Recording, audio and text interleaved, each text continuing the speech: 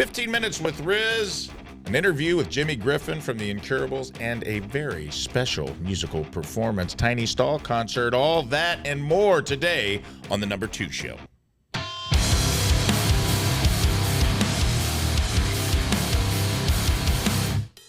Hey, everybody. The Dump Dynasty, the Squirrel Squad, the Dookie Delegation. Welcome to another episode of the Number 2 Show, live from 18 North Central Technical Laser Tech Studios here in STL Mo. I'm excited to be here today. What a show we have in store for you. It should be illegal to be having this much fun on a goddamn Tuesday, but it's happening. And I'm here, and you're here, and we're all in this thing together. So, without further ado, I don't even want to stall up top, no pun intended. I want to get right into things because I got a special guest. I got two special guests with me right now. So let's get it all kicked off with a segment I like to call 15 Minutes with Rizz, sponsored by Rogers Service and Towing.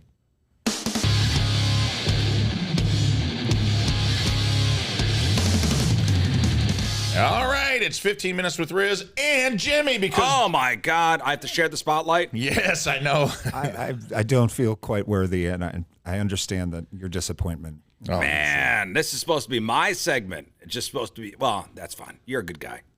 Yeah, man, we had to bring in a ringer. You've been kind of phoning it in lately. I didn't want to say anything. Oh.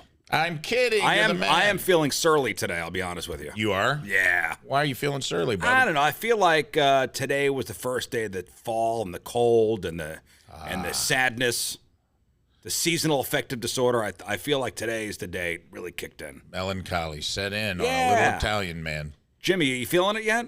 Yeah, mine was yesterday. Rocket was sick from school, and it was just like I was trying to get him to go, and I like opened up the curtains and I gave him his orange juice and his medicine, and we looked outside, and he was still sick. Yeah, well, you have an 8-year-old, right? So your son's 8. My son's 15, and my son is not feeling well as well. I think something's going around. Something's going around the schools. Schools are these little petri dishes. They pass disease and whatever germs back and forth. But your son, I'm sure, is like, Dad, I'm sick. My son turns into a giant raging asshole. Yeah. Yeah, and Rafe, you know my son. He's a very nice kid. He is a nice kid. Something happens when he's sick. He's just he's got a little bit of you in him there, bud. He's got a little bit of that Queen's divatism, as I like to call it. That's all right. He's cut from your cloth. You got to deal with you put your DNA in a woman. And now you're across the bear. Yeah. Rizz, are you an Iron Man when you're sick, or are you a wuss? No, I'm a giant wuss. Okay. So you know where he gets it. Yeah, right? yeah. Okay. No, I turn into a baby. He turns into like a monster. Yeah, dude. Anytime he's sick, he goes online and just trolls people.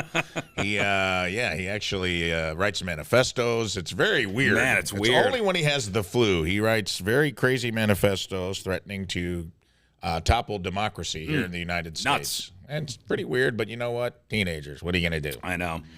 Fellas, we were kind of talking before we got kicked off here about some of the shows we're watching. And I asked Jimmy if he'd seen Florida Man, because Rizz and I kind of started dipping our toes in that.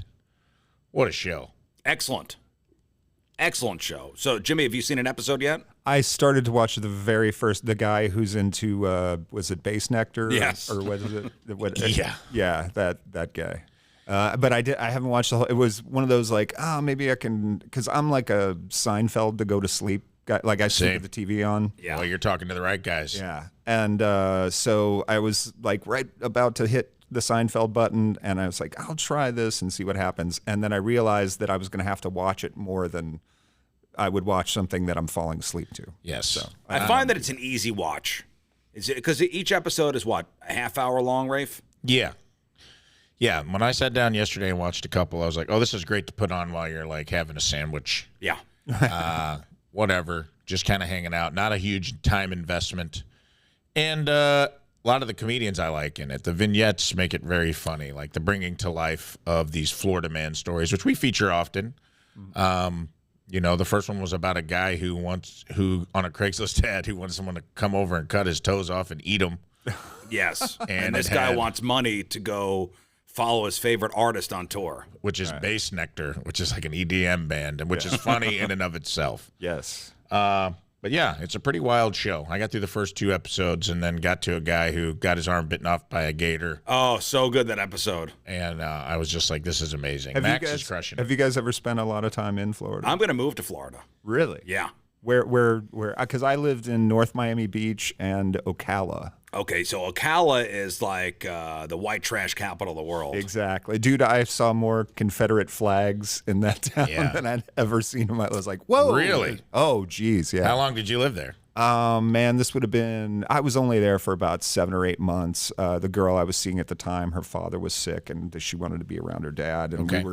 I was living in North Miami Beach at the time, which was my first introduction to Florida, which was very eye-opening. Oh, man, you went right into the deep end. Oh, dude. And this is like 94. Like right when I moved there, I got a job in a record store.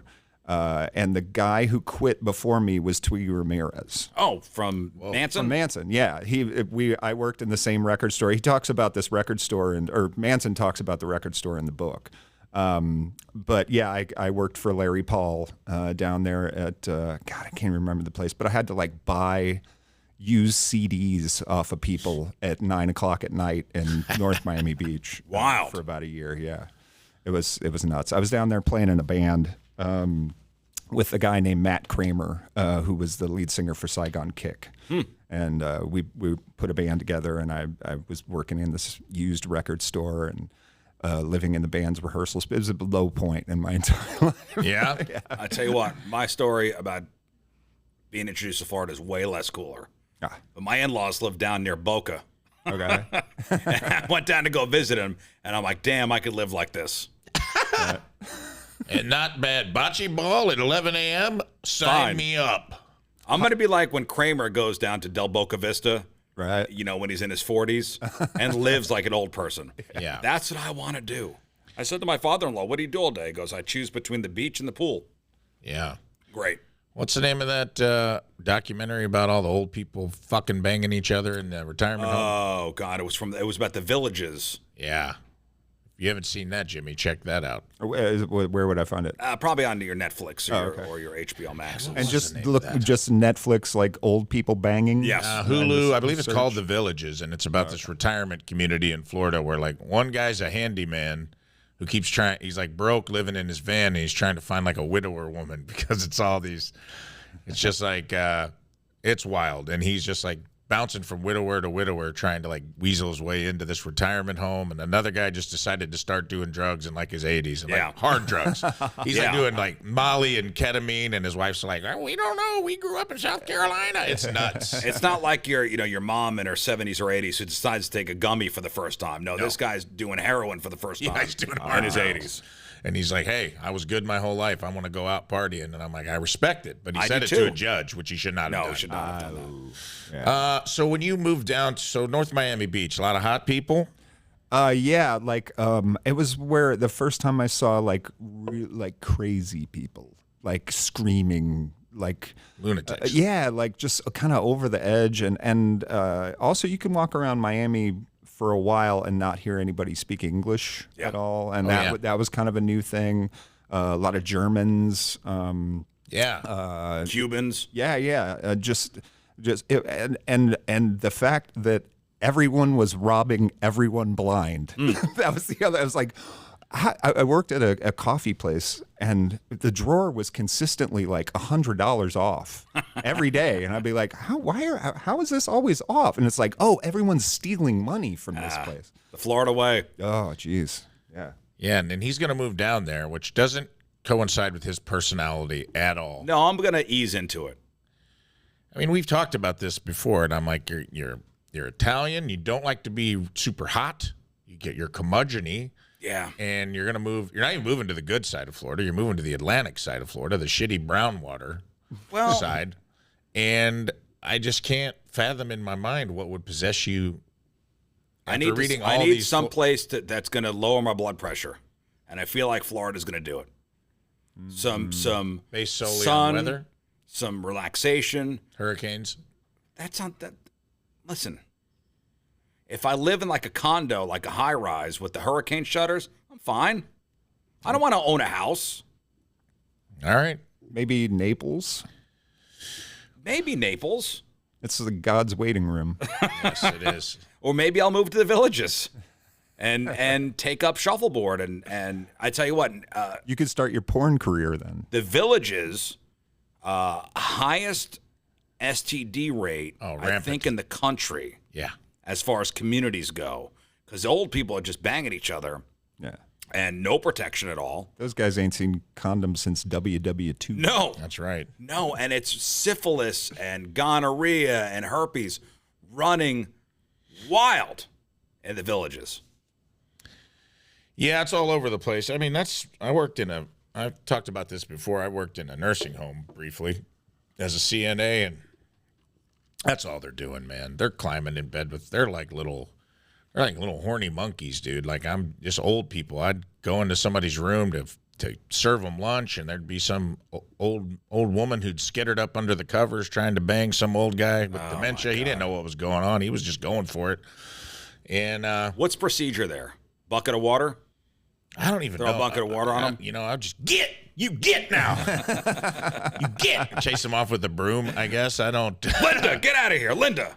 Yeah, it was just wild. I just feel like they're all just trying to get one more nut before they meet heaven, you know? Before they meet their maker. And Yeah. what's wrong with that? Nothing. I honestly didn't, as long as everybody knew what was going on, everybody knew the score, I didn't care. It's more like you're dealing with a lot of different things in a nursing home. You're dealing with some people who are in there because, you know, they thought I was their grandson 80% of the time, and then they try to stab me with a butter knife about, you know, once every 2 months. And then so they didn't know what was going on. You want to make sure they're like at least somewhat with it. I remember my grandfather was at a nursing home and went to go visit him one day. And I was in my teens, my early teens. I remember going and, hey, Grandpa, what's going on? And there was a picture of another kid Yeah. on his nightstand. I go, who is that? He goes, that's Billy Peters, my grandson. I go, nope, there is no Billy Peters in this family. He had like a surrogate grandson, and I was hella jealous. Yeah. What if you were visiting the wrong guy? What if all this time you're pissed at just a stranger because you were a little kid, you wandered in the wrong room, and you had reverse dementia? Or he just like bought a frame at Target and it happened to have a picture in it. Could have been, but the fact that he made up a name and I think a backstory. Okay. That's Billy Peters. He's all the things you could never be. He was really pointed at you. Billy Peters. He's Who's tall. Billy Peters? Oh, Gramps? he's tall. He plays professional sports. Gets all the ladies. And you're like, all right, Look at Grandpa, you, you're being loser. kind of a dick. I believe that doc was called Some Kind of Heaven. It popped in. Oh, my that's head. it. Yes. So if you want to check that out. All right. Now, speaking of stuff we were watching, we were talking about the Penguin. Yes. Now, I have not seen it. he hasn't seen it. We were talking about Colin Farrell's performance, which Yes. we're all aware of that. And I was telling you, like, it kind of pissed me off at the beginning when I saw it, and I was like, why can't we just give like a portly, unconventionally handsome actor some quality work, instead of having to ugly up one of the hottest guys in Hollywood? So you're taking away work from fat, ugly people. Yeah. Well, that was a not as kind way to say it, yes. I think that's part of what's amazing about it is like, and we mentioned this before, I don't think they should have told anyone that was him until it was over. Yeah. Because if you didn't know it was him, and they told you, you'd be like, get out of it, no fucking way. And he's amazing at it. And I'm not even a huge fan of his. Same. But this is like he's amazing. The newest thing is Billy Zane is playing Marlon Brando in a new movie. And if you see some of the still shots of Billy Zane dressed and put in makeup like Marlon Brando from The Godfather I could see and that. from the Streetcar Named Desire days, dude, you wouldn't know. Yeah. Yeah. It's so good. Mm-hmm. Well, that's one of the other things with this is you never are looking at him and going, oh, that's makeup. Like, he looks like a guy. He looks like a real person. Yeah. I got over it. Like, he did such a good job that I got over my anger and was like, God, he's killing it. Yeah. And I guess I'll just allow it to happen. And it's a good show. Yeah. And I'm good for Billy Zane, too, man, because I don't think, I feel like that guy never really, they tried to make him a star, and then he kind of became he did like that movie Sniper with Tom Berenger, then he did Titanic, Phantom, and then I thought Titanic was going to be his comeback, but nothing really happened after that for him. I've still never seen Titanic. I didn't either. Really? Spoiler I've never alert. seen Titanic. I feel like I don't need to see it. I already know the story. Yeah. I know all the scenes. Right? So what's the point? It's long. Yeah. Sort of. I mean, any historical doc, you technically know, right? Right. So what's your beef with Titanic? Yeah, but even like he draws her with the chalk, with the chalk pencil. Mm-hmm. She throws the ruby off the ship. I'm king of the world. That whole thing.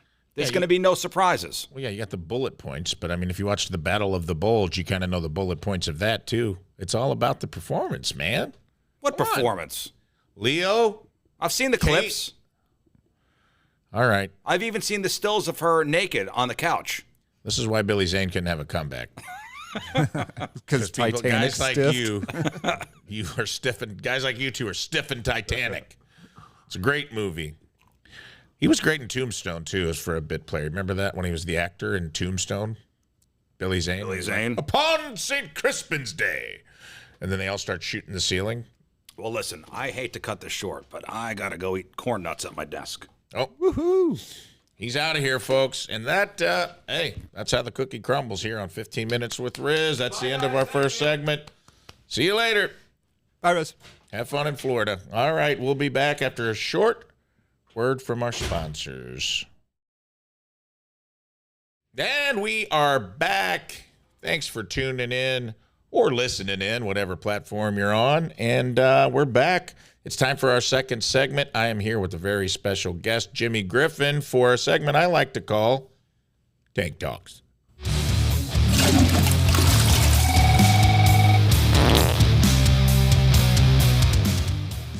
We're here. Jimmy Griffin, welcome to Tank Talks. Thank you for coming on, brother. I appreciate you, man. Thank you so much for having me. I'm very happy to be here. Yeah, I've been chasing after you for a while, trying to get you. I've been courting you for a while, trying to get you on here. So I'm excited. I finally cornered you, did a promposal, and got you here, which is nice.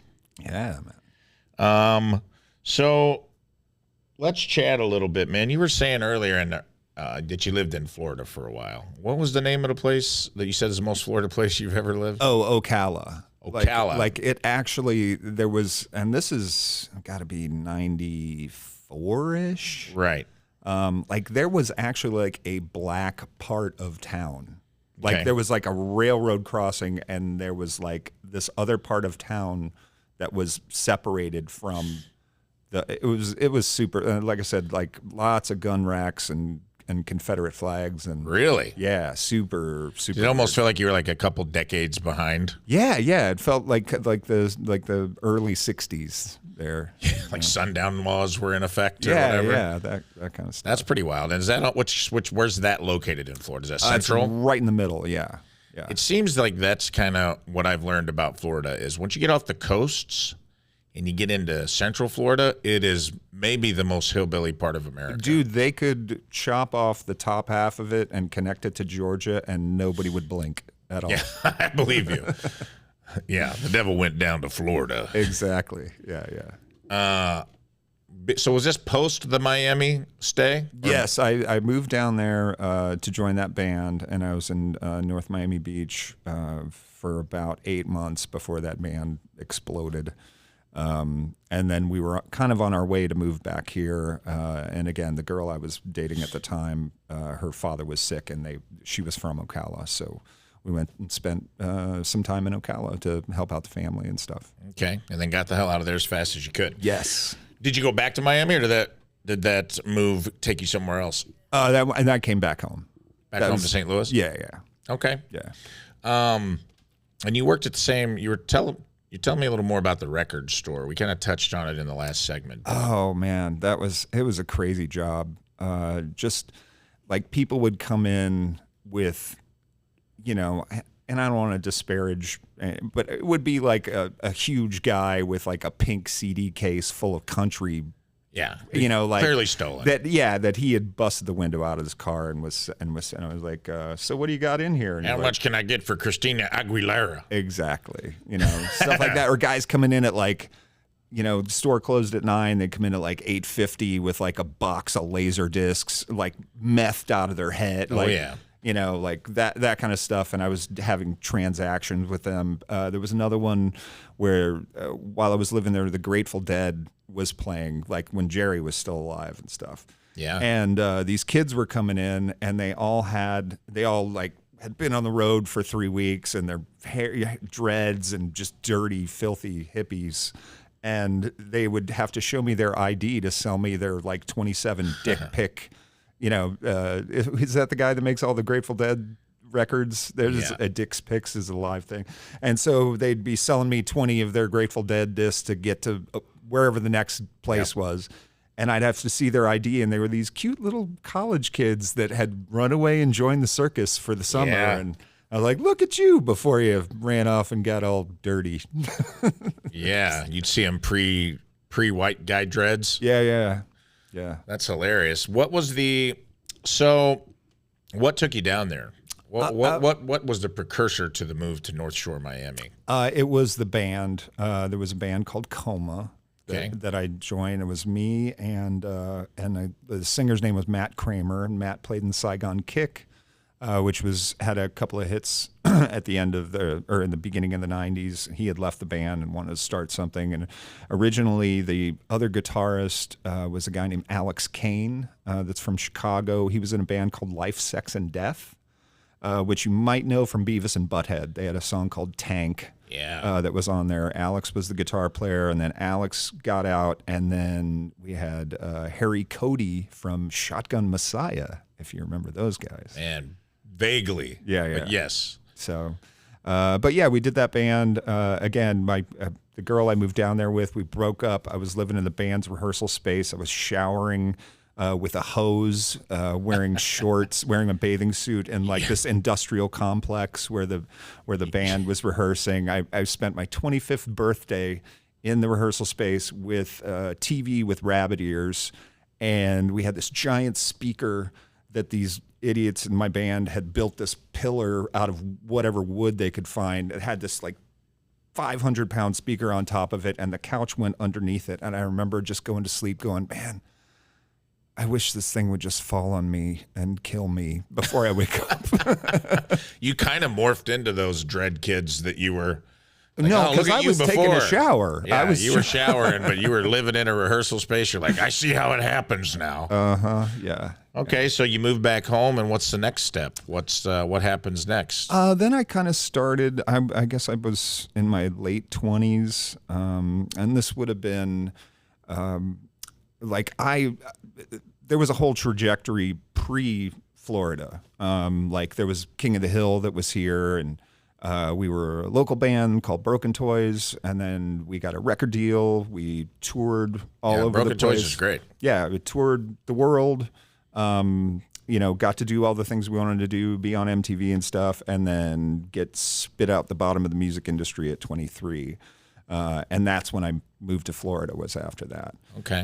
So the second half of my thing that's when you get to that point where like, do I keep doing this, or is this the point where I have to like learn how to be a plumber or something like that? Yeah. I mean, as a comedian, I can relate. I did the opposite, but I tried all the other jobs first and was like, fuck this sucks. I'm going to be a comic. Like, I'd rather be broke and fail at something that I love than be successful at something that I don't. Exactly, man. Which is hard. I want to backtrack a little. Okay. Define for me, if you can, spit out the bottom of the music industry. What do you feel like? It like everything was over. Like we were having a great time. Yeah. I was 22 years old. What year was this? This had been 91. Okay. All right. We were having a blast. We were spending all kinds of other people's money, doing, if you've ever seen the videos for that band, like that Ferris wheel video, that is $180,000 in 1991 money. Yeah. Spent in about 13 hours. Okay. Like Frank drew that on a napkin and we showed up to an airplane hangar in Van Nuys, and there it was. Wild. You know, that kind of stuff, like getting to, you know, touring. And we were touring with bands that were big at one. Like one of the first bands we toured with was Lynch Mob. Oh, and yeah, so dude. George had been in arenas and all this stuff. And those guys were freaking out because we were in clubs and we're playing to like 2,000 people, which we thought was great, instead of 20,000 people. So they were pissed. They were like, this is, and I started to kind of see it in those guys as it was starting to happen. And we'd like play somewhere, and I'd always kind of, you know, hit the area and like meet kids and stuff that were maybe coming to the show. And they started to talk about, man, I saw this band called Pearl Jam last week, and they were really good. And I'm like, oh, I don't know what that is. And you know, those kinds of things were starting to happen. And then the last tour we did in the States was with White Lion. And, hell yeah, dude. Oh, dude. Hell yes. Yeah. The funniest part about that was Mike Tramp. Like, you think he's like on stage, he talks like this, and but when he's not speaking to the people out front, he speaks like Arnold. He does? Yeah. Yes, I am in the band White Lion. It's a very good band. That's we were out with those guys, and dude, we were playing like little clubs. And those guys were and like amusement parks and stuff like that. Yeah. And those guys were flipping out. And then the end of that tour, we went to Europe with Extreme, which was great because that was like the More Than Words thing. We're doing 3,000, 6,000. I got to play the Hammersmith Odeon for 3 nights, which was amazing. That's awesome. You're walking where Bowie and Queen and the Beatles have walked. Are those cool moments as a musician? Because I know, like, I've done clubs or been places where, like, when I went up at the Comedy Store for the first time, I was like, whoa, Richard Pryor stood on this stage. You know what I mean? Like, no one else gives a shit, but to me it was a cool thing. Yeah. It's like that, because you can feel that stuff. I agree. That stuff hangs out, you know? I agree. I think they're ghosts. The ghosts of those performances and the ghosts of those times haunt those places. Yeah. And then I'll never forget this. As long as I live, we're flying out of Heathrow. The tour's over. We're all sitting in a room, the whole band, the crew, everybody, and Smells Like Teen Spirit came on. Yep. And the song ended. Nobody said anything, and I was like, man, this is some cool stuff over here. And I thought they were British. Oh, that was European music. And somebody looked over and goes, hey, man, you know, that's like the number 4 song in America right now. And I went, ooh. And we've been in Europe for like 2 months. Yeah. And so I'd missed the trajectory of that thing happening. And how fast. And and then, dude, it was over. Like, we got to make another record that never came out. But bands that had sold like 3-4 million records the year before were lucky to sell, 100,000, 200,000 records. And had gone from like there's that Motley Crue tour they talk about where they were booked into these 15,000 seat places, and they just kept moving the stage forward, and there would be like 2,000 people there. Yeah. And it was immediate. It was like, what's it, Boogie Nights, when it turns the 80s and what's his face shoots the porn shoots Nina Hartley. That was the beginning of the 90s for me. Yeah, I don't know if you've seen that Nothing But a Good Time documentary. I totally did. I was very adjacent to a lot of that stuff. That's interesting because there was like, I don't remember the band. It might have been the Bullet Boys or somebody like, it was like a 3rd generation hair band who was like on the precipice of, had a number 1 hit. Oh, are you talking about Tough? Tough, yes, it was Tough. Dude, we played shows with Tough. Tough came to St. Louis and we played on the Landing together. Yeah, and it was like they were literally in the middle of shooting a music video, and Smells Like Teen Spirit hit number 4, and they were like, they came in the middle of the video shoot and just were like, we're done. Yeah. Like they were like, it wasn't like overnight. It was like in an afternoon, it was over. Yeah. Oh, dude, I remember coming back from a tour, and we were successful, and we had done this for years, but when I got back one time, man, all my friends had like a nose ring that connected to their earring. They got Doc Martens instead of cowboy boots. They had a barbed wire tattoo. Oh, yeah. Like all they were wearing a flannel shirt. And I'm like, wait a minute, and we couldn't do that because we were established as what we were, you know, and we couldn't just flip the switch and go to the other side, without looking like, you know, a bunch of sellouts. So we thought, well, we'll just keep doing our thing. Right. And nobody wanted any part of anything that was like us. So it was tough. And then the worst for me, no pun intended, right, was like people that I'm now friends with. Like, I hated the Urge because everybody loved them and nobody loved me anymore. And I remembered when people used to love me, and now like guys that played trombone were getting pussy and I couldn't get a gig, you know. Hey, write that down, podcast title. Guys with trombones were getting pussy. That is definitely going to be it. That's interesting to me. Like, I'm in the middle of writing a movie called Dad Band, and it's with a friend of mine, and it's kind of about that, like about a band like Tough, who was on the precipice, got spit out the backside of the industry, didn't really get their shot. And the premise is basically like they all took regular jobs, became regular Joes. They get together to play like one of the guy's daughter's weddings, and somebody puts it on TikTok, and they blow up. Okay. And they got a second shot at fame, you know, but now they're all in their mid-40s. Right. They haven't played. Some of them are like, yeah, you know, I got a 401k I'm working on here, man. You know, then they have to kind of make the decision of like, is it worth it? Have our values changed? You know, like it becomes like a bunch of dads on the road trying to change diapers while they're also living that tour bus life. Yeah, yeah.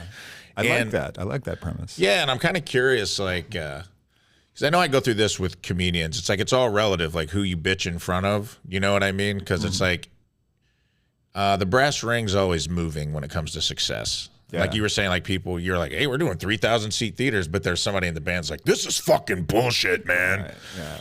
Like I remember one time I was with Mark Normand at Helium Comedy Club. All his shows were sold out. It was great. And I was opening for him, and I'm like, man, this is cool.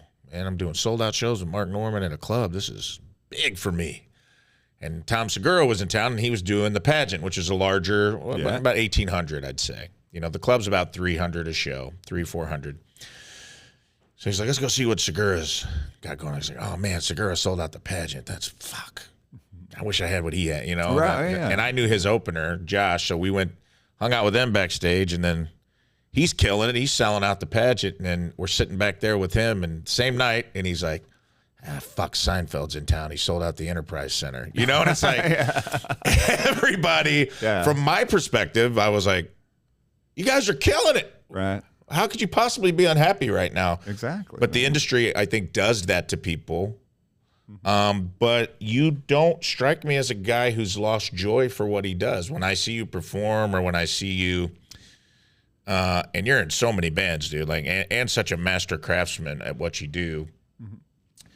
Did you have a period where you got that back? Is that a misread on my part? Like, no, it was always there. You know, and when you're talking about one of the hardest things about being a guitar player in this town is you have Richard Fortus to compete with. Right. You know, it's like as happy as I am and as truly blessed as I am with the things I'm able to do and the amount of people that come and see me play and that stuff, you always got Rich, you know, and Rich is always going to be on some other level than the rest of us. And, right. And I like my level. My level's cool. You know, I'm very, very happy with it.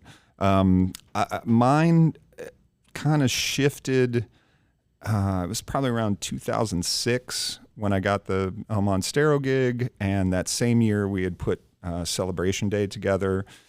So those things started to really kind of take off, which then it brought me to an El Monstero, for those watching, is an amazing Pink Floyd tribute. Right. I've been to it. It's beyond, you know, Australian Pink Floyd and you guys, to me, are in a class of your own. Right. Well, and then everything underneath that. I think Australian is actually more accurate to Pink Floyd as to what their type of performance. And I've always said that we are the Americanized monster truck version of Pink Floyd. But it's cool. Or like if Pink Floyd saw a Kiss concert. Yes, but that's cool as fuck. Yeah. The way the whole show is, the way you guys do the entire album is amazing. Yeah. And then Celebration Day, explain a little bit. Oh, that's a Led Zeppelin thing, which started in a dressing room after an El Monstero show. Favaz and Pisoni were sitting there talking, and I had probably overstayed my welcome. At that point, I was a guest performer, so I just sang like one song. Right. And I was probably staying around getting the free booze, and Favaz was talking to John. He's like, you guys should do a Zeppelin thing. And he's like, well, who am I going to get to play guitar? And I happened to be sitting there. I was like, I'll do it. And so we started working on that band, and we worked on that all summer. And then by the end of summer, they had realized there was going to be a shift in personnel in El Monstero. And then we started working together. And I had both those bands. For me, my debut was 2006. And then since then, it's brought me to different kinds of audiences and people that might not know me. Yeah. And those people then can come see the Incurables and the things I do when I write my own songs. Yes. And so it's beautiful, man. I don't play anything I don't like anymore. I don't have to do anything I don't like. That, to me, that's true freedom as an artist, is like, if you can do the thing that makes you happy. I don't live under any auspice of, it would be great. Don't get me wrong. I started comedy at 33, which in an ageist business, everyone would have said, hey, man, this is not the time to get in. Right. But, you got to be the exception to the rule. Rodney Dangerfield started in his 50s, it's like, I'm just like, well, I'll just work hard at it. And like, I don't have to be on Mount Rushmore. It doesn't have to be me, Carlin, Pryor, and Dave Chappelle. Right.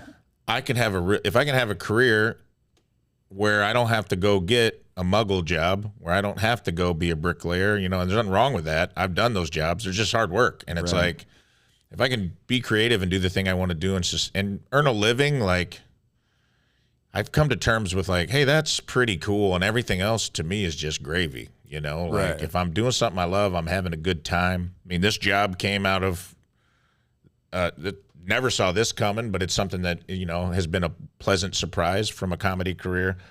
And I feel like, that kind of goes back to what we were talking about of like, if you can find a way to appreciate the moment you're in, versus like either living in the past or living in the future or, and just be grateful for like, hey, man, it'd be nice to be doing stadiums. Mm-hmm. But it's also, I got a pretty cool fucking gig. It's, exactly like, and to be able to move forward with your, when I see like the guys from Rat or whatever that are like still trying to be Rat, still like, I see the King of the Hill guys once a year. We get together, we do a gig. Also it's a great fun. band. Yeah. We do that and it's a good time, but we're not still living in that, like, this is coming back, man. We're gonna, it's like it was great. We had a fucking blast doing it, and then we all, do different things, and it's that ability to find the next thing instead of dwelling on, well, this was great, and I want it to stay that way, and sometimes it doesn't, and you have to find the next thing. Well, and I think you have adapted very well to what I would call the modern blueprint. Comedy and music have a lot of parallels. Yes. Whether it's sleeping on couches. Dude, I've wanted to try it so many times. I've wanted to like go to an open mic and give it a shot. And you're a funny dude and you could probably do it. Here's what I find most often, and it's crazy, is musicians secretly envy comedians and comedians are jealous of musicians. Yeah. Each person wishes they could do what the other, like I'm like, man, I'd kill to be able to play the guitar and sing. And then I ran into like Gregory Alan Isaacoff, who's a great musician, and I met him backstage at his show, and he was getting like a lot of people were fanning out, and he saw me and my girlfriend, who's also a comic, and he's like, "You guys aren't being weird. What's your deal?" And somebody with us was like, oh, they're in the industry. He's like, oh, you guys are musicians? Cool. And they're like, no, they're comedians. And his eyes lit up. And he was like, oh, fuck yeah, dude. Yeah. He goes, hey, man, can I run some jokes I wrote past you? He came to life, and it turns out him and like 4 lead singers of these other huge bands, you know, kind of in that Americana genre, meet at his barn in Denver once a year. He hangs up a sign called the Ha Ha Hole, and they all do their best 10 minutes of stand-up for their friends and family. And they ride it in the tour bus all year long. Right. And they have the family vote of who's the funniest out of the 4 guys or whatever. And I'm like, it's funny because I feel like the career paths and all the trajectories are so similar. Yeah. Well, I think the thing that I have always appreciated about comedy is the direct, like if I want to say something via music, I have to come up with a melody. I have to fit it in a 4/4 time frame. Like there's all this stuff where you can just walk out and go, bam, and it's right there. It's the equivalent of, you know, an acoustic guitar or something. Yeah. But it's even more streamlined and more direct. It is, and I would also argue there's a rhythm to it. Right. Like comedy, to me, it's like writing lyrics. I've always, in my mind, and I'm probably wrong, I'm like, I think I could write lyrics because I think I understand comedy is so much rhythm and timing and taking out unnecessary words, and you can't just plug any word in. Like a joke has to be like, if a joke's rhythm is da-da-da-da-da, da-da-da-da-da, da-da-da-da-da. You can't take a duh out. It can't be da-da-da-da-da, da-da-da-da-da, da-da-da, because it fucks the whole thing up. And I can't explain why. It just does. Right. And I think that there's some sort of law of the universe of rhythm that is involved in comedic timing, as well as like eliciting that involuntary response. And the thing that I would say comedians are jealous of musicians is that when you write a hit song, people want to hear it over and over and over. Yeah. And when we write a hit joke, they want to hear it once. Right. Totally. And once you lose the element of surprise, you're fucked. Can I pitch a bit? Pitch a bit, dude. Right. What new segment? Yes. Pitch a bit. So again, having an 8-year-old, we play a lot of like video games, mostly Lego things, but there's violence and you're punching people and sure. And so my 8-year-old, who I've never my dad never hit me or anything like that. Like physical violence isn't a thing we do, but he talks like he can do the things that he's doing in the game. Yeah. In the real world. But he's never been hit in the face in his whole life. So what my plan is for a nominal fee, I haven't come up with a name for it yet, but I will get a kid of equal size and stature to walk up to your kid and at a random time punch them in the face and walk away. Not beat up your kid, just hit him in the mouth. Yeah. And then walk away, and that's the end. Yeah, just like now you know what it feels. Because I tell him, I'm like, dude, the other half of fighting is somebody trying to hit you, and getting hit sucks. And I was never a fighter guy. I've been in a lot of fights because I grew up in a rural area where that was just what you did. You go to the bar, you tried to get laid for about a half hour. When those resources ran out, you got into a fight with somebody. Or even junior high was like a prison yard where I grew up. It was like you just kind of had to pick someone your own size to show the bullies you were willing to fight. Right. And that would keep the heat off of you. It was a delicate dance of violence. I was always way too pretty. I was a runner, man. I would do the reverse, like, because it was always now, were you cool in high school? Were you cool as a young? Were you like a rocker in high school, or did that come later? I was not allowed. My folks wouldn't let me grow my hair out. I wanted to have Barry Gibb hair when I was 8. I was like, can I have my hair like Barry Gibb? No. So I always had short hair, and I was great hair, by the way. Oh, well, thank you. We talk about it all the time. I'm trying to get to you, but I can't. My regimen must be off. Mine gets all wispy and wiry, and I start to look like the lady in Barbarian. Well, I just got a haircut like 2 weeks ago. I went and saw my buddy Jeff over at What are you putting in there? You putting oils in there? There's nothing. This is a flat iron. Flat iron and au naturel, huh? Yeah. Maybe I'm putting too much shit in there. Maybe that's the problem. There you go. But watching these, because I watched a couple of them, you got the dreamiest eyes. Yeah, that's my asset. I got those icy blues like the Ice King in Game of Thrones. Yes. Surrounded by coagulated fat of my cheeks, but they're still hanging around. They're the last thing to go. Yeah. That's an interesting. I have a similar business model to the 8-year-old punch in the face. Okay. That I've been pitching called the breakup gorilla. where a guy in a gorilla suit goes and breaks. We have to have a social contract between everyone that if the breakup gorilla visits you and breaks up with you on someone else's behalf, it is now a no contact relationship. It's a way to soften the blow. It's fun. It's funny. Right. Maybe even get a real gorilla. I don't know. Well, you just had the chimp lady on. I know. I got an in. Yeah.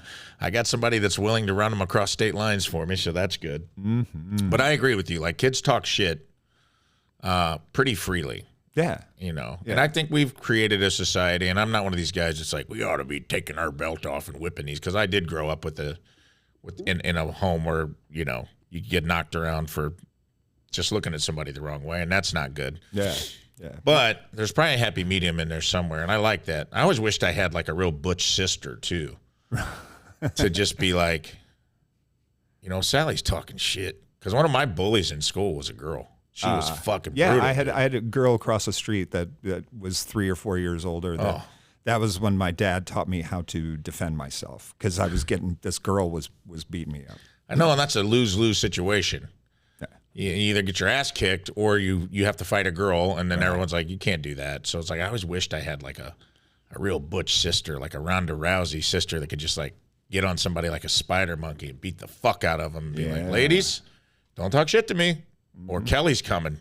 Yeah, Rhonda's coming. Yeah, mine were always the biggest guy, and I was tall, but I weighed like 135 pounds, and how tall are you? I'm 6'3". I didn't get 6'3" until was my senior year in high school. I shot up like 3 inches, and it was always the biggest guys that were huge jocks that would like whip basketballs at my head and stuff. And they'd be like, come on, you pussy. And I'd be like, dude, I know you can beat me up. And everybody here knows you can beat me up. We don't need to do this, Des. I was like, if you're going to do it, just beat me up. And then they would look like assholes if they actually kicked my ass at that point, because I had like surrendered, you know. You acquiesced to their toxic masculinity. Like I have no misconceptions that I'm going to like land a magic punch and knock you down or something. Like, you're going to physically fuck me up, and I want nothing to do with it at all. And you can tell everybody at school that you're cooler than me. It's fine. It does not fucking matter. Because I'm going to be a rock star. Exactly. And you're going to work at the fucking Ford plant. And yes. It all works out in the end. Did you know, like, what was your clique like back then? What was like junior high Jimmy Griffin and high school Jimmy Griffin? Was it like, did you know, were you into hard rock music? You knew that was the path you were going to take? Kiss and Catholic school were the two motivators. Catholic school, and when I went to school, they could still hit you, and they did.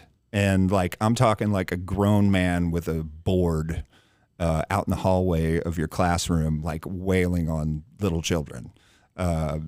Same, yeah. I got paddled in school. Yeah, and that's he had a kind of a Paul DeFazio, who's like a 5'2" Italian guy that we were all taller than 5th grade, but it was, if he hit you the first time and you cried, you were done. But you had to go back into your classroom crying like a bitch in front of your friends, you know, which was the whole brain fuck of the thing in the first place. Yeah. The second one, he was swinging, because you'd have to stand there and watch your friends get hit while this was going. If a couple of you got in trouble at the same time. Oh yeah, I had a friend named Matt Grammer who could fart on command. Oh. And if we all got paddled together, dude, he could get you off the hook, because he'd like second rear back, he'd rip a fart, and it'd be so funny that like the person just lost their zest for paddling you. It was, if you got in trouble, you wanted Matt to be on your squad for sure. Yeah, but I guess my point is, like, that third one, he was coming from way back, and it was you know, that did a number on me as a kid, and made me not want to be a part of stuff. Especially like organized religions and those kinds of things. And I have no problem with God and Jesus, and like, it's done amazing things for people, and it makes them very happy, and I love that. But when people get involved with religion, that's when it gets messed up. You know? Yeah, I don't have any problem with organized. I don't like the organized part. Right. That's just me. Mm-hmm. And I don't, you know, it's my show. I'll say whatever the fuck I want. Exactly. To me, I'm always like, when you start getting, once organizations get involved, like personal faith and spirituality, I'm like, have it, practice it, do your thing. Yeah. It's when you get big groups into a building when they start collecting money that I start Exactly. getting a little shaky on what the dogma and doctrine means to me. Yeah. But grade school was Catholic school till 8th grade. Then I went, and I also moved a lot. So I was in Cincinnati, and I had lived there from 6 to 15. We moved to Rochester, New York for a misguided 8 or 9 months, and then got to St. Louis. So I finished my sophomore year in Rochester and then started my junior year here. And there's 2 ways to move when you're a kid. One, you move in the middle of the year and you get introduced to everybody because you're the new kid. Yeah. You know, they're like, hey, this is the new guy. He just came here from Ohio. And they're like, oh, hey. And you meet everybody. The worst is when you move in the summer and you just show up at school and people are like, who the fuck is that guy? And like, you know, you're just some dude that nobody, like, I don't know, some guy. Like, did Ron grow his hair out? Who is that fucking guy? And then, my friends then, I'm still friends with a couple of people from high school. They were cool, like nerdy musician people. So yeah, You knew Oh, like, totally. hey, music is the track I'm taking. Yeah. Don't know how I'm going to get there, but it's happening. Yeah, it's a funny story. There was a guitar teacher in South County named Duke Mishlak, and Duke taught me, Jerry Jost, Rich Fortis, like countless other guys took guitar lessons from this guy. And he was kind of like the Yoda of South County. What a cool name. Duke Mishlak? Yeah. Yeah. He was a Duke great Mishlak. guy. Excellent guitar teacher. Anyway, there was a guy in front of me. The guy that took lessons before me was a guy named Dan Drab, who was in a band here called New World Spirits much later on. But Danny was going to California to study guitar, and I knew he played in a band, like in a bar band. And I was in high school. And whenever his lesson was over, I would immediately plug my guitar in as fast as I could, and I'd be like, play all my hot Licks. you know. And Dun, dun, dun, dun, dun, dun. so he was quitting his band, says, you know, and they're like, what are we supposed to do? And he goes, you should hear this kid that has guitar lessons after me. Because my plan at that point was as soon as I graduated, I was going to move back to Cincinnati where all my friends were. What a smart, opportunistic way. Yeah. That's nice. Yeah. And he was like, you should see this kid. And my high school band was playing at Animal House, which was a teen club out here in the 80s. And they came and saw me there. And that changed the entire trajectory of my entire life. You know, I never would have, like, I've called this place home. I have for years. Sure. But when I got here, it was like half a McDonald's arch, and like I just wanted to leave as soon as I could. And now it's turned out to be the greatest thing that ever happened. Yeah, and I like living here. Like as an artist, it's LA amazing. and New York is always what's getting pushed on you as a comic, but it's like it's so expensive to live there. Oh, dude. I don't want to move. I'm in my 40s, man. I'm not moving there to drive an Uber all day so I can gig at night. Yeah. And then you can't, it's not paid gigs in LA, so for you to make money, or New York, so if you want to make money, you got to leave and go on the road anyway, so you're not even in the city. Exactly. So I've had a good career out of here, and I feel like that was something I was alluding to earlier with you, man. Like, I feel like you've handled, we live in a world now where like multi-platform is almost, I've slowly accumulated fans through matriculation from so many things. I've done sketch comedy, I've done improv comedy. Stand-up always will be my baby. That's the thing I did first and the thing I want to do until the day I die. Mm-hmm.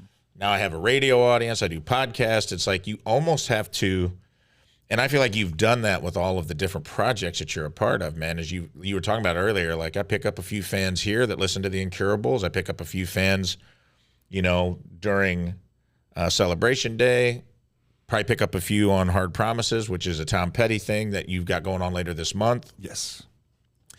And I think that's a really wise, it's like like you said, you're not the rat guy still living in the rat moment. You're you're constantly evolving and playing stuff that you like to do and bringing people into your world, you know, through other projects, which I think is really, really smart. And I really think that's just the way the business is now, because you don't fucking make money any other way. Right. I see myself as kind of the now our scene is pretty small here. Sure. But I think I'm kind of the Kevin Bacon of St. Louis. Hell yeah.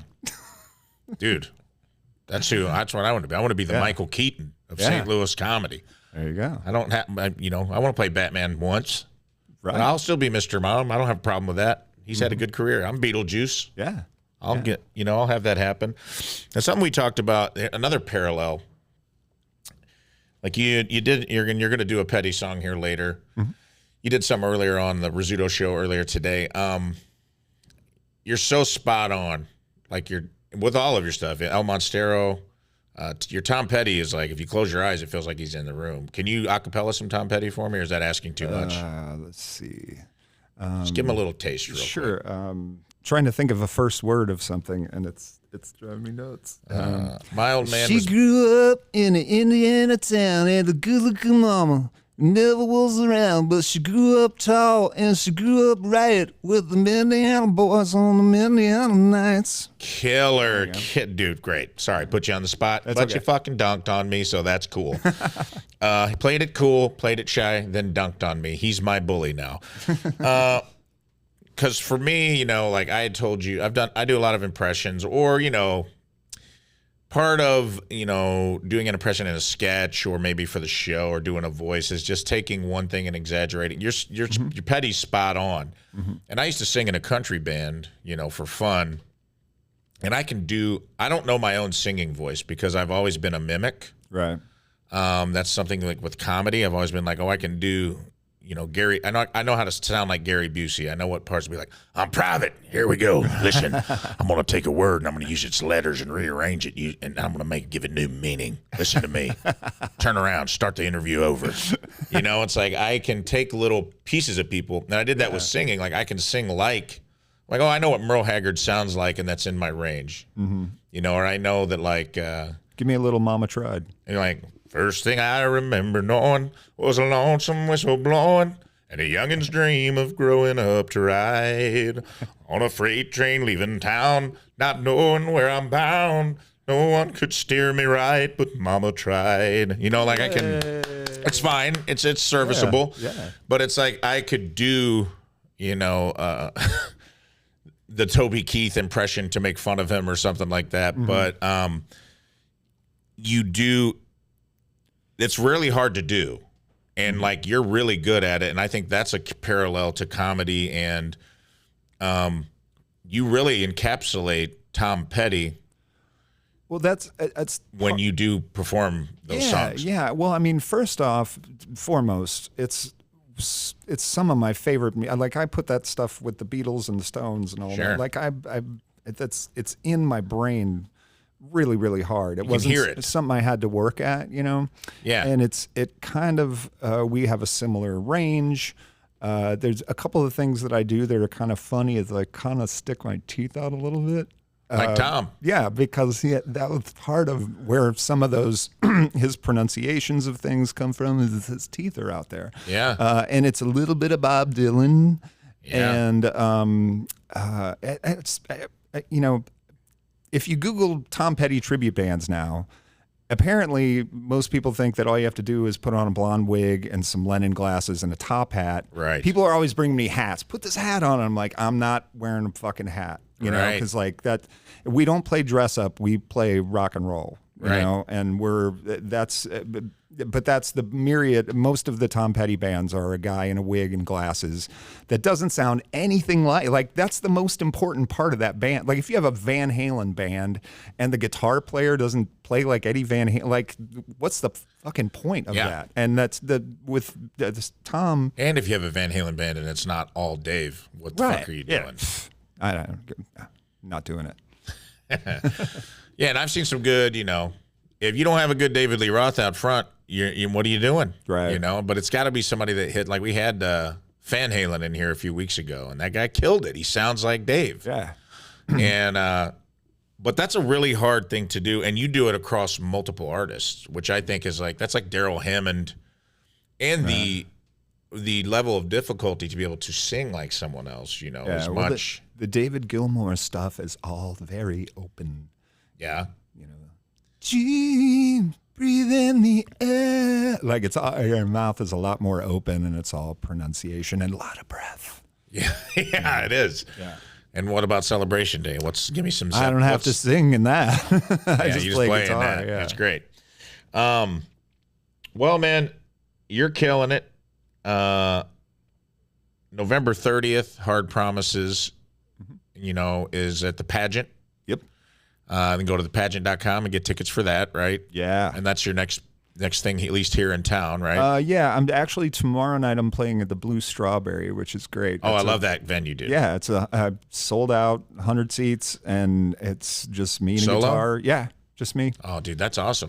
Dude, there's like I love those things. I love doing house concerts and stuff like that. And I know you can get on this train, but like for people to give you their attention now and to focus on you and listen is huge. It's in this day and age, yeah. And it's so big. Like the music sounds better. Everything, the dynamics are there, like all those things that when you don't have that noise floor of just yap. And that's one of the reasons I got out of playing. I played in bars for a long time. I played every bar. I get it. I've done plenty of bar shows, laundromats. Yeah. Softball teams wandering in off the street for wings that didn't even know there was any kind of entertainment going on. Yeah, and I've done. I used to call it musical wallpaper. Yeah. And now I like to have gigs like that. It's a blast, and those are some of my favorite things to do in the whole world. And I think honestly, I understand music is probably the same way. That's probably, to some degree, the best way to experience performing arts, performative arts, because comedy will always be better in a club. I don't give a shit what anyone says. I get comedians do theaters because they don't want to do a check. When you're in a club, there's waitresses out in the audience dropping off wings and checks, and it's like you're but the ceilings are low. Comedy's intimate. I need people close to me. I need them to buy into what I'm doing. You can't do an acoustic comedy show. You can't be comedy wallpaper. You'll die a slow death. Oh, totally. Like you need buy-in, and I think clubs, like the laughs are big, and it feels like everyone. It's a very much a living, breathing thing that starts. Comedy almost starts adversarial, and ends up being collaborative by the end. It's like I come out and they're like, "All right, clown." Like if they don't know you, right? It's different if they came to see you, and I'm getting to that point in my career now. But usually when I go out, they're like, "Who's this fucking?" Right. Who's this big meathead fuck? He looks like a guy who beat me up in high school. I don't want to laugh at it. And I have to win them over. And then by the end, it's collaborative. And it's like there's a give and a take. And like I think the more distance you put between you and the audience, that give and take, that connection is a little harder. Like I can't even imagine doing comedy in an arena. But I get why people do it. If you can sell the tickets and make the money, you got to figure it out. Yeah. But I am sure that is like a fun way, to do music as well. Oh, totally. Yeah. Yeah. I love both. That's the beauty of it is to have those really kind of intimate things. And again, in this day and age, to have people give you that time and that concentration and that focus is just huge. And I love it. It makes me so happy. Yeah. And at a time where, attention spans are at an all-time low. Well, I heard you talking about that gig you did where the guys are just watching a hockey game while the comedian's on. Yeah, dude. That was this weekend. I went to Blue Room in Springfield, and I did, which this is crazy, this kind of harkens back to some of the stuff we talked about with music. I met Yakov Smirnoff. Oh, sweet. And I did his podcast at the Blue Room over the weekend. He was a sweet guy, and he's been in Branson for 20 years. Yeah. And he's kind of been doing the Yakov act. He's been doing the rat thing, know? Yeah. And he wants to stop, and he wants to get out. He's like, I think I'm ready to go back on the road, and I want to change some things up. Does he still have an accent? Yeah, that accent's real. Okay. Like I thought, it was even the laugh, I'm like, that's a put on. But no, when I got him a couple times and I got that laugh out of him, I go, oh shit, that's your real laugh, man. That's cool. Still has the accent, still, he's from the Ukraine. And it was interesting to hear him tell stories, he's like, the Berlin Wall, it was kind of the same thing that happened with his career that happened at the end of the hairband era in the 90s when grunge came in. He's like, dude, the Berlin Wall went down, and overnight, David Letterman's top 10 number one thing of the Berlin Wall coming down was Yakov Smirnoff no longer has an act. And, it was funny. I laughed. I was like, oh, what a great joke. But turned out, he goes, all my appearances got canceled. I was booked for movies. He goes, because I had become this, like, mouthpiece for the Cold War. Right. And the Cold War was over. And he's like, and I ended up in Branson because I had to go somewhere where the Cold War was still alive and well. Right. And he's like, in Branson, they didn't care. They were just like, yeah, fuck Russia. Like tell us Russian jokes. Right. And he's grateful for it, but he's like, it was interesting to see. I walked past, my opener was on stage and there's somebody like watching a hockey game at a live event, and this isn't like, I get it. Like you go to your kid's tournament. These people paid money for tickets. Yeah. And they're not watching the stage. They're passively watching the stage and kind of watching the game.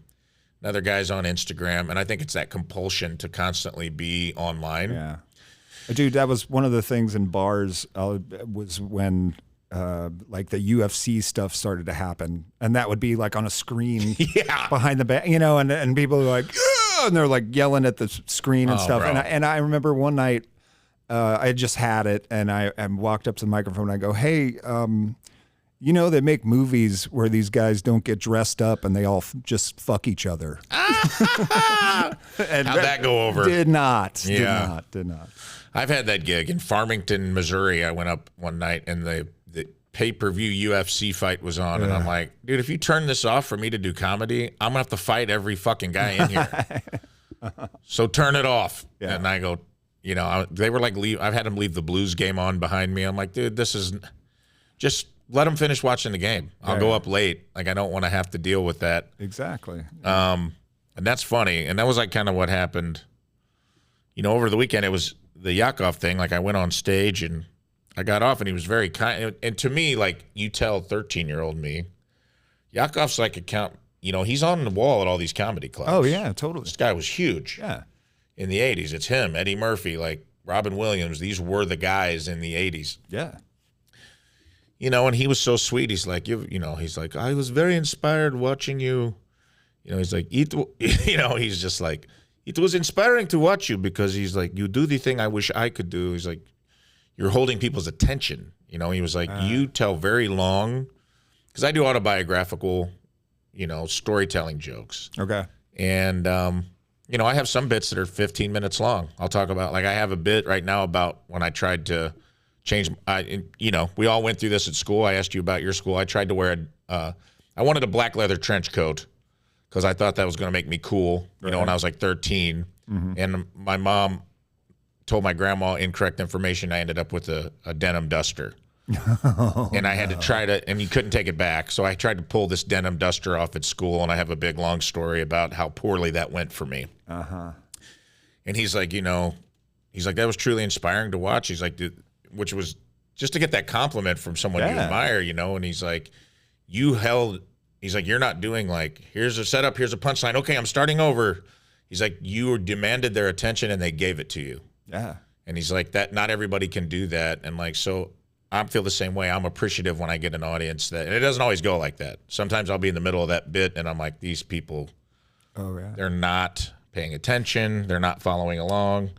So I also am always grateful to have that moment, so I can relate to that for sure. Totally. Okay. Well, dude, I've had a great time talking to you. I don't want to keep you much longer because I got to still have you perform music on this frickin' show. I could do that if you'd like. Now, the band, I do want to talk about one of the songs you're about to play. Okay. Because I've heard it. Right. Now, this is a song with your band, the Incurables, correct? Uh-huh. I'm the Man? Yeah. Great song. You're about to perform it. Right. I love it. Love the lyrics. Love the melody. Very timely.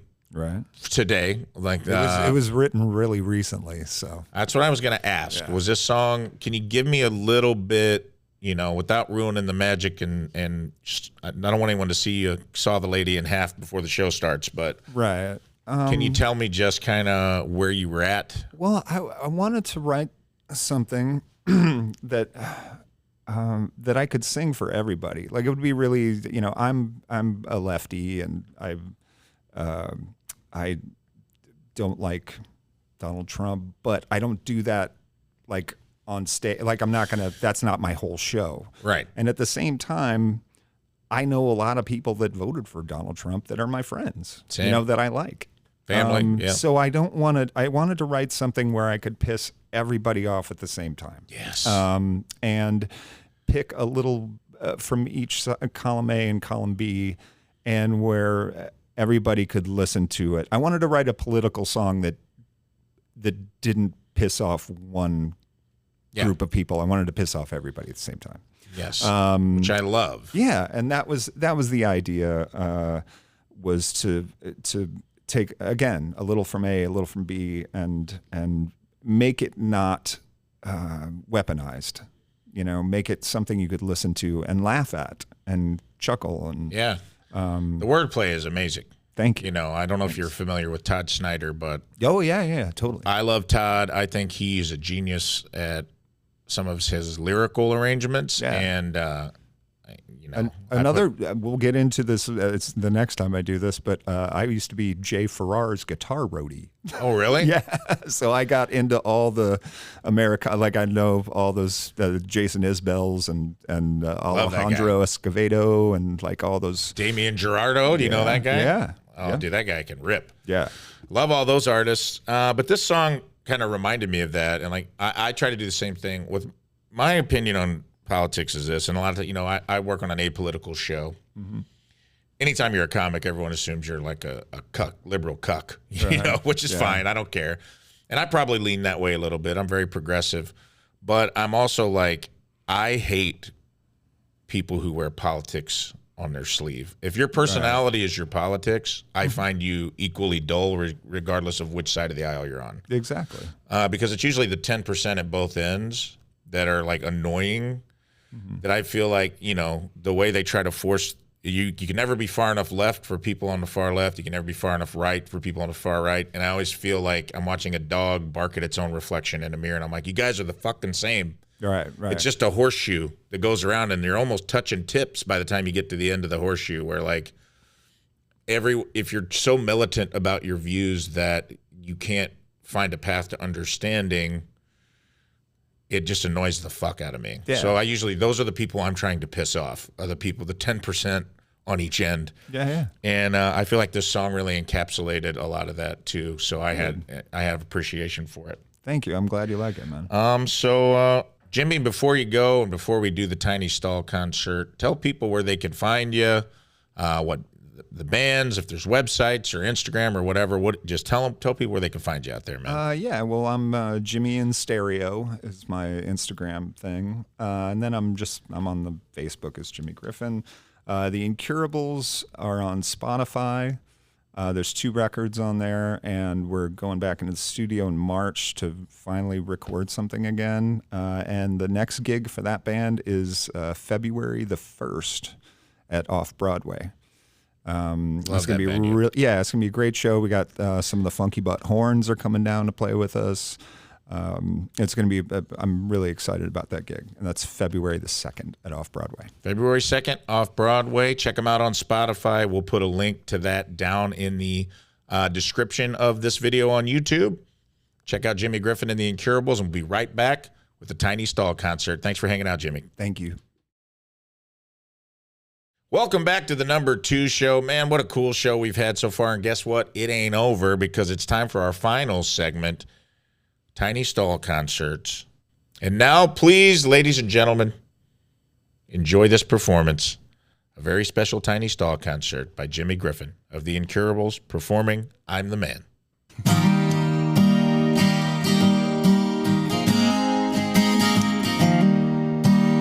I'm gonna paint you red and blue just to watch you fight it out. And I'm gonna give you all the microphones so you can scream and shout. And I'm gonna tell you when they cross the line, because they're coming for you, baby, but they won't get mine. I'm the man that everyone's talking about. I'm the one that's gonna take your guns until you God is dead. I'm the one that's gonna teach your children how they split up the bread. I'm the one that's gonna take a stand with a Bible and a pistol in my cold dead hands. I'm the man that everyone's talking about. I'm gonna tell you what you wanna hear every time you turn me on. I'm gonna tell you where to go from here and where your country's gone. And all I got to do is pick a side and preach to the choir in the great divide. I'm the man that everyone's talking about. I'm the one who can make your little world stop spinning so fast when you feel that you have lost control. Yeah, I hear you. I'm the mirror to your future and your past. Together we can save this nation's soul.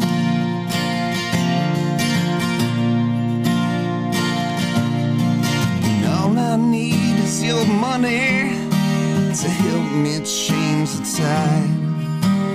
Grease the wheels of this broken engine and fill your soul with pride. I love everybody, but I'm tough on crime. I fought the war on drugs, but I was high at the time. I'm the man that everyone's talking about. Hey there, daughters of America, we gotta change our plans. We decided to decide for you, and we hope you understand. 'Cause Jesus told me so, it must be true that that body of yours don't belong to you.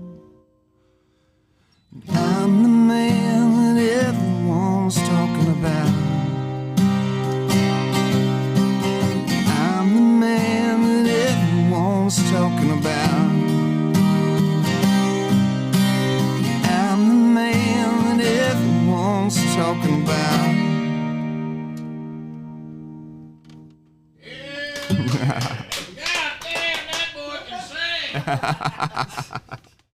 What a jam. Come on. Are you guys kidding me? Big thanks to Jimmy Griffin of the Incurables for playing my Tiny Stall concerts. That concludes that segment. Quick word from our sponsors. I'll be back to wrap this thing up.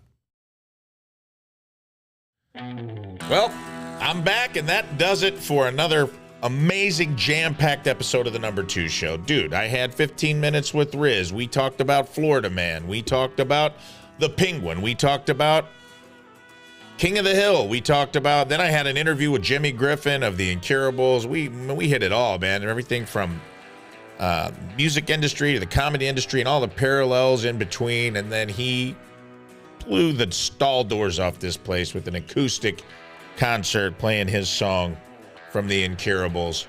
Guys, what more can I do for you to get you to like and fucking subscribe? I mean, come on. I'm giving it all I got out here, people. I know it's cliche, and I know you hear at the end of everything you listen to, and you're like, I'm tired of hearing it, but it really does help me.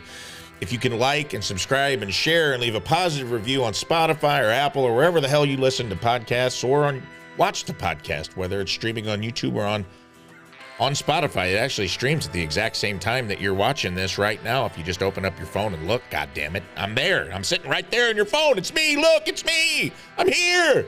Kill me, I'm here. Like and subscribe to me, I'm here. Do it.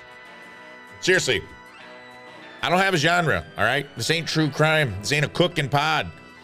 You know, it's a comedy podcast in a shitter. No one's done this before. I've created a genre so people don't know how to find me. The best way for them to find me is if you like, subscribe, and share, so please do that. I love you. It's been a wonderful episode of the Number 2 Show. Thanks for joining me today. I'm Rafe Williams, your host, and as always wipe front to back. I'll see you next time.